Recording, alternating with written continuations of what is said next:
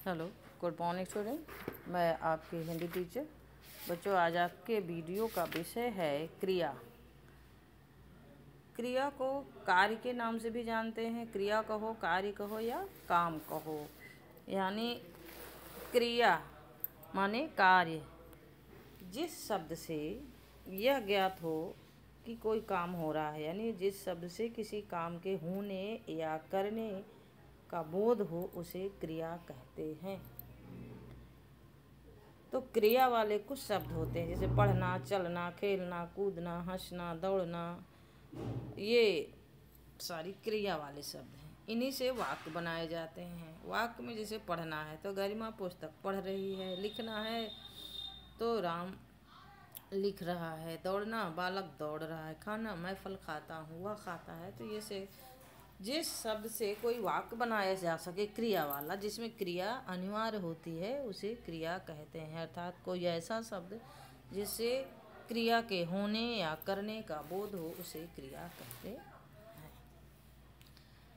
अब क्रिया के मुख्य रूप से कितने भेद होते हैं, इससे पहले एक चीज़ आपको और इसमें जानना है कि क्रिया के मूल रूप को क्या कहते हैं।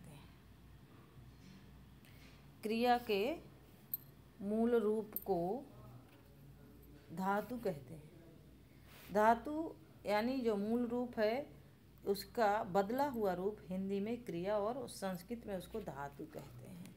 आपने देखा होगा संस्कृत में जो रूप होते हैं वो कहते हैं शब्द रूप और धातु रूप। धातु का मतलब होता है क्रिया का मूल रूप यानी मुख्य। जैसे पढ़ना है तो उसमें बोलेंगे पठ। पठ से पढ़ना बना है।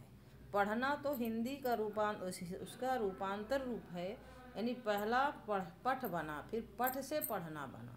तो जो पठ हुआ वो धातु है और पढ़ना क्या है, क्रिया है। दोनों में अंतर है। धातु में क्या अंतर है, उसका मूल रूप है, यानी वो संस्कृत में है, क्योंकि सबसे पहली भाषा हमारी संस्कृत थी। संस्कृत के बाद हिंदी का उद्भव हुआ, इसलिए जो उद्भव भाषा यानी उसका रूपांतरित रूप है वो आपका तद्भव तत्सम जो आपने पढ़ा होगा, तो उसको मूल रूप कहते हैं। क्रिया के मूल रूप को धातु कहते हैं, तथा धातु से ही क्रिया का सामान्य रूप बनता है।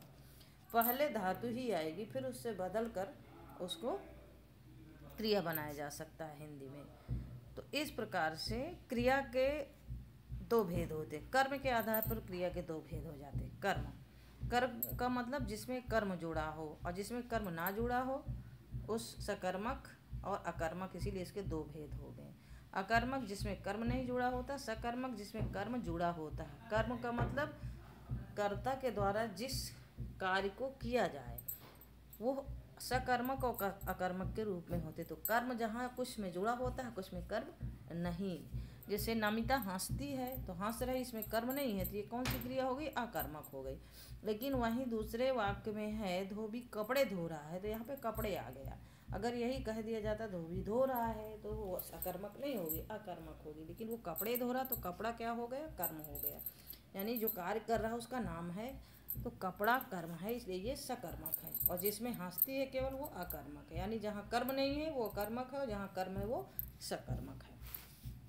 अकर्मक क्रिया, जिस क्रिया को कर्म की अपेक्षा नहीं होती, वो ऐसे वाक्य सामान बन जाते हैं, वह अकर्मक क्रिया होती है। और सकर्मक में जिन क्रियाओं को कर्म की आवश्यकता पड़ती है, यानी उसकी अपेक्षा होती है, बिना कर्म के वो अधूरा है, उसे सकर्मक क्रिया कहती है। अकर्मक के उदाहरण मैंने बताया और सकर्मक के उदाहरण बताया। इस प्रकार से दो क्रिया के आपके भेद हो जाते हैं। कुछ क्रियाएं आपकी और भी होती हैं, एकर्मक और एकर्मक क्रिया। जिन वाक्यों में केवल एक ही कर्म होता है, वहाँ एकर्मक क्रिया होती है। इसमें क्रिया से क्या प्रश्न करने पर उत्तर लिखा जाता है या मिलता है। जैसे रमेश या राकेश अखबार पढ़ रहा है, तो अब ये एकर्मक क्रिया है। क्या पढ़ रहा है, अखबार पढ़ रहा है। तो अखबार जो पढ़ रहा है वो एक ही क्रिया है, एक कर्म कर रहा है। और चारू ने गीत गाया, तो जो क्या है, गीत गाया। क्या गाया, गीत। तो गीत और अखबार यानी एक ही काम हुआ है। वो एक खाली अखबार पढ़ रहा है, ये खाली गीत गा रहे हैं। लेकिन यहीं पर द्विकर्मक क्रियाएं क्या होती हैं, जिन वाक्यों में दो कर्म होते हैं वहाँ द्विकर्मक क्रियाएं होती हैं। इसमें क्या और किसको, ये दो शब्द लगाए जाते हैं, बिना इनके द्विकर्मक क्रिया नहीं बन सकती है। जैसे राम ने रवि को पुस्तक दी, तो राम और रवि तो दो कर्म हो। राम ने रवि को पुस्तक दी, तो किसको दी? रवि को। क्या दिया? पुस्तक दिया। तो किसको दिया? रवि को। क्या दिया? पुस्तक दिया। दो कर्म हो गए, एक किसको और क्या। तो यहाँ इसलिए ये दो कर्म है। और उदाहरण है, मोहन ने सोहन को घड़ी दी। किसने? मोहन ने। किसको? सोहन को। क्या दिया? घड़ी दिया। तो इस प्रकार से किसको दिया और क्या दिया, दो प्रश्न होंगे, और एक कर्मक में एक ही प्रश्न होगा, क्या। तो इस प्रकार से एक कर्मक और द्विकर्मक होते हैं। और एक क्रिया होती है प्रेरणार्थक क्रिया। प्रेरणार्थक का मतलब होता है जिस क्रिया सबसे यह पता चले कि कर्ता स्वयं काम न करके किसी अन्य से करवा रहा, अपना काम स्वयं न करके किसी और से करवाता है, उसे प्रेरणार्थक क्रिया कहते हैं। उदाहरण के रूप में माँ नौकरानी से बच्चे को दूध पिलवाती है। किससे? बच्चे से। तो यहाँ प्रेरणार्थक है, यानी वो अपना काम स्वयं न करके दूसरे से करवा रही है। तो कर्ता यहाँ हमेशा दो होते हैं प्रेरणार्थक क्रिया में। एक कर्ता वो जिससे काम करवाती है, एक वो कर्ता जो काम का आदेश देती है। तो काम का आदेश देने वाला और काम करने वाला दो कर्ता होते हैं। तो इस प्रकार से ये प्रेरणार्थक क्रिया होती है, यानी जहाँ कर्ता स्वयं कार्य न करके किसी अन्य से कार्य करवाता है।